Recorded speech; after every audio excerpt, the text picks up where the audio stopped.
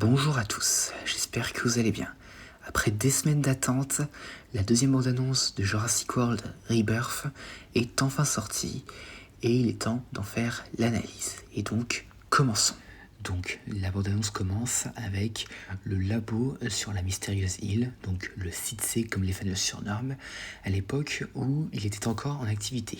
Et là, on peut voir quelques trucs, notamment une cuve où il est écrit Raptor, donc probablement un incubateur de Raptor, mais aussi la pièce où se trouve le fameux Distortus Rex, donc là où il est détenu, même si on ne le voit pas encore. Et bien sûr, vu que ce serait un peu con qu'on le voit pas, le voilà qui arrive.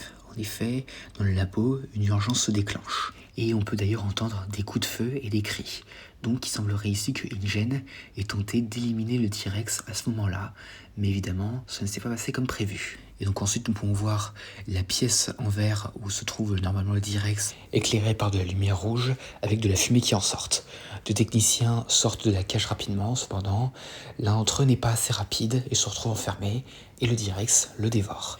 Et donc cette scène, comme je l'avais dit je crois à l'époque de la première bande-annonce, est très probablement un clin d'œil aux deux autres grands films de Gareth Edwards, à savoir le Godzilla 2014 et Rogue One, avec la mort de Sandra Brody et la scène finale de Dark Vador. Donc ensuite nous pouvons voir le bateau des protagonistes arriver sur la fameuse île, et d'après les dires de Martin Krebs, il y aurait apparemment une vingtaine d'espèces qui vivraient sur cette île. Donc un très grand nombre qui vivent sur une île qui a l'air d'être assez grande pour soutenir toute une population. Et donc cette île a vraiment l'air d'être un des derniers refuges en dehors du sanctuaire Biosyn, là où les dinosaures peuvent vivre en toute tranquillité, à l'abri du monde extérieur. Et en plus de ça, rappelons-nous que les dinosaures ne vivant pas dans le sanctuaire Biosyn se font de moins en moins nombreux à l'état sauvage. Mais on espère toujours que Blue et Beta vont bien, même si malheureusement on les verra pas dans le film, mais bref.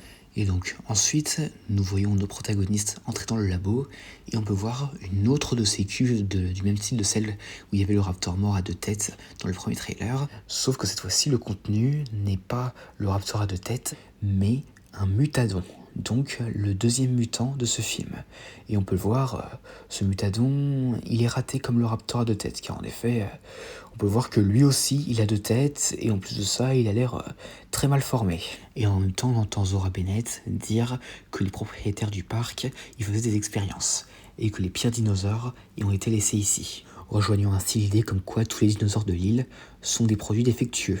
Et alors par contre, quand Zora parle du parc, eh bien, on pourrait penser qu'elle parle de Jurassic Park, mais comme il nous a été révélé que la scène avec le T-Rex au début de la bande-annonce, c'est la première scène du film qui se passe en 2010, donc à l'époque où Jurassic World était ouvert, eh bien, on dirait ici qu'elle fait mention de Jurassic World et non pas de Jurassic Park comme on le pensait. Et ensuite, nous avons la fameuse scène avec le T-Rex qui s'attaque à la famille Delgado sur un canot dans la rivière. Et donc, comme je l'avais dit précédemment, une scène qui est un hommage à la scène dans le roman Jurassic Park avec Rexy qui poursuit Alan Grant et les enfants Murphy dans une rivière. Et on peut voir d'ailleurs que ce T-Rex, au-delà du fait qu'il semble être plus grand que Rexy, est un très bon nageur. Un peu comme dans la vraie vie, parce que selon certaines découvertes, les T-Rex étaient des très bons nageurs, voire préhistorique planète, mais bref. Et donc ensuite, on va voir le T-Rex renverser le canot et essayer d'attraper la plus jeune fille du père Delgado, qui s'accroche sous le canot pour ne pas être emportée par le T-Rex. Et en même temps, nous pouvons voir l'équipe de Zora entendre le rugissement du T-Rex, qui d'ailleurs semble un peu déformé, contrairement au rugissement de T-Rex qu'on a l'habitude d'entendre. Et donc ensuite, nous revoyons les titanosaures, et cette fois-ci, un très grand troupeau. Et d'ailleurs, on peut voir sur ce plan que l'île a l'air suffisamment grande pour maintenir un si grand nombre de titanosaures. Et d'ailleurs, on peut voir que les titanosaures, leur crête sur l'arrière de la tête et le début de la queue, en fait, elles sont rétractables. Et donc, du coup, nous voyons le groupe de Zora regarder le troupeau passer. Et donc, ensuite, nous revoyons la scène du Quetzalcoatlus, qui est cette fois-ci un peu étendue. Et donc, ensuite, on va voir le personnage de Martin Krebs voyant un hélicoptère détruit. Et donc on dirait que l'hélico en question a été attaqué par un reptile volant, soit le Quetzalcoatlus, soit un des mutadons. Et donc ensuite on peut voir un des personnages tirer une fusée éclairante, et on peut voir d'ailleurs un hélicoptère dans le ciel.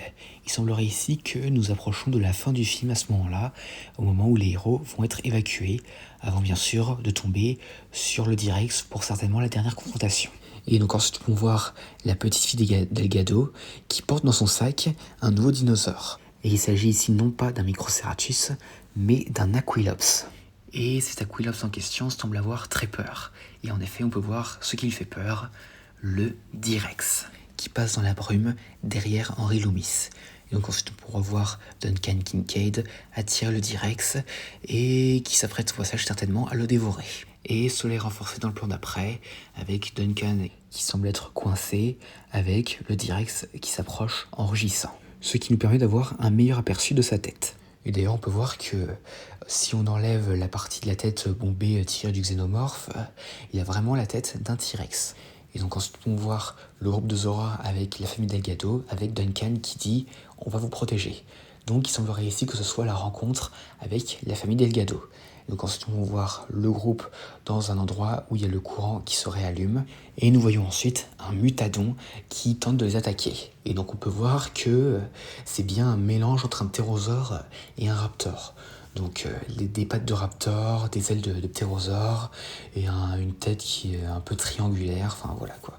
Et d'ailleurs, petit truc personnel, on dirait un peu les Hellhawks dans le Monsterverse. Et donc ensuite, nous pouvons voir le mosasaure et on nous révèle qu'il a pris le bateau en chasse.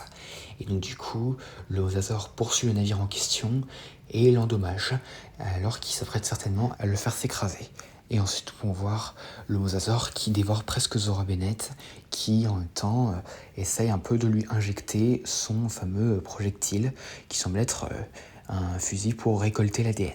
Et la bande-annonce se termine avec le mosasaure sautant hors de l'eau, telle une baleine. Et c'est la fin de cette analyse. Alors comme on peut le voir, cette bande-annonce est très axée sur le Direx et les mutadons, donc qui semblent être les antagonistes principaux du film. Certainement le Direx surtout. D'ailleurs, étonnamment, aucun visuel sur les spinosaures et les raptors. Mais à mon avis, on verra sûrement les spinosaures après la scène du mosasaure, quand ils se rapprocheront des côtes de l'île. Et donc du coup, les spinosaures viendront aider le mosasaure et détruiront ensuite le navire. Mais pour les raptors, en tout cas, rien en vue. Hein. Et d'ailleurs, au passage, ça ne m'étonnerait pas qu'on ait un combat entre les mutadons et les raptors, en plus de possiblement un combat entre le T-Rex et le Direx. Mais bon, en tout cas, voilà, c'est tout ce que j'ai à dire concernant cette bande-annonce. J'espère que cette vidéo vous aura plu, laissez-moi ça dans les commentaires, et à la prochaine.